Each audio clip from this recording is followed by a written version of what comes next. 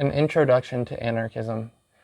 Anarchism often has defining character traits such as, but not limited to, solidarity and mutual aid, grassroots organization, spontaneous diversity of tactics, and both individual and collective autonomy. Anarchism is both a philosophy and a practice. The philosophy is to always be assessing the legitimacy of a hierarchy, and the practice is any and all actions to strengthen a legitimate hierarchy and undermine, reform, and/or abolish illegitimate hierarchy. Hierarchy is any means in which a being or group of beings have some stature, authority, governance, or power over another being or group of beings. Some hierarchy is intrinsically illegitimate by its nature, but not all hierarchies' validity are intrinsic. Sometimes a hierarchy can be both legitimate and illegitimate at different times for different reasons. Anarchists believe involuntary or coercive hierarchy is illegitimate unless it justifies itself to the beings in which it enforces itself upon, and also that any hierarchy found to be unjustified must either be ultimately reformed or abolished. This also applies to covert power structures where the coercive nature of a system is not always readily apparent, but still coercive by the inherent implication of force necessary to propagate itself without good reason. Since anarchism is only a descriptive critique, there is also sometimes a prescriptive ideology also attached to it by its proponents. These often reflect personal values or ideals in how to move towards or reach a more ideal society. Though most anarchists concede that an ideal society will always be autonomously decided by the constituents in which it governs, and so no one ideology will work or be adopted for every grouping of people. This is, of course, with some exceptions of certain federate bylaws between communities prohibiting unjustified coercive hierarchy or power structures. These prescriptive ideologies range from pre-industrialized primitivism to industrialized syndicalism, though these are just few of the many examples. Among the sub-ideologies of anarchism, there is often a mutual disdain for the commodification of certain necessities of life. These predominantly include food and water, health, education, shelter, land, energy, and even war and imprisonment. These are critiqued in the sense that to attach a profit motive to these things promote perverse incentives that undermine any intended positive utility of the service or products. Anarchists seek to completely decommodify and/or reform these things to the greatest degree they can to better utilize them to improve the quality of life for all, or, in the case of war and imprisonment, for example, abolish them if it cannot be reformed to the degree in which it justifies itself. In the goal to attempt to decommodify certain necessities, anarchists often abide by the principle of mutual aid.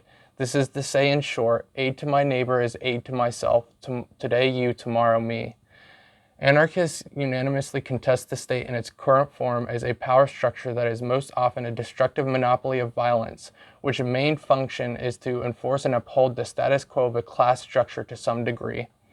Some anarchists advocate a total abolition of the state regardless of current material conditions. Some advocate setting up dual power structures that will inevitably undermine and replace the state, and some seek to use the state to the degree in which they can to reform, abolish, or strengthen hierarchies based on their merits, and change its practice into something that no longer resembles a state as defined by anarchists.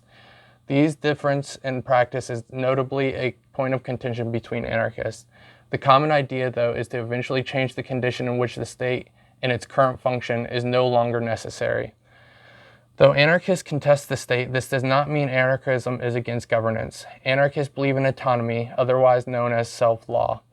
This applies to both individual and collective autonomy. Anarchists believe that people have an inherent justification to pursue reasonable self-determinism, but give up some degree of individual autonomy when engaging within groups such as community or workplace.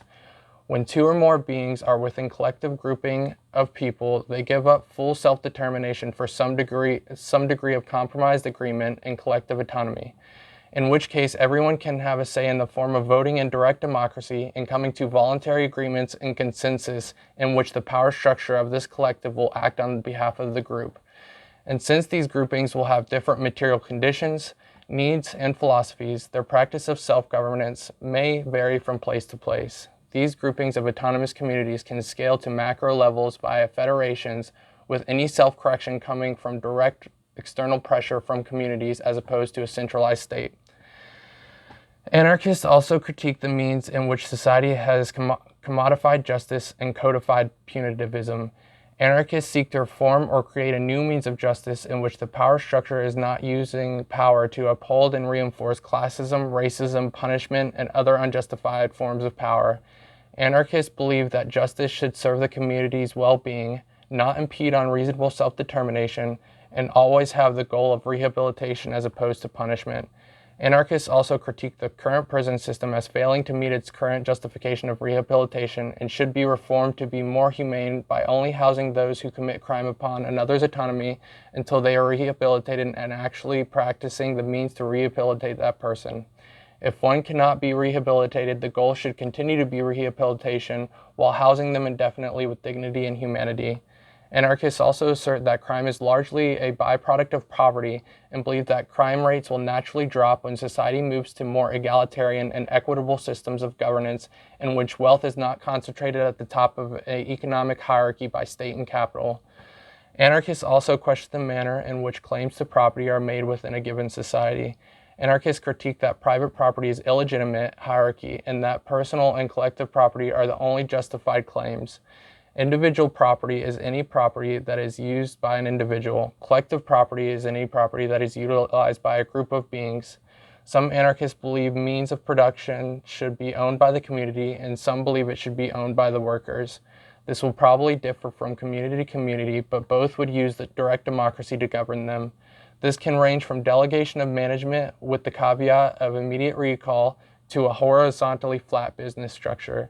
Furthermore, anarchists usually propose that individuals who don't want to engage in a given civilization or workplace the means to homestead or any unused land or abandoned property to pursue individual self-determination, but they give up that individualism the second someone else's labor is involved. Though being social beings, most people come to the conclusion that it is better value to sacrifice some degree of individual autonomy to a collective for the benefits it provides. In summary, anarchists are social and economic egalitarians who critique systems and undermine, reform, or abolish any hierarchy or power structure that do not align with those principles.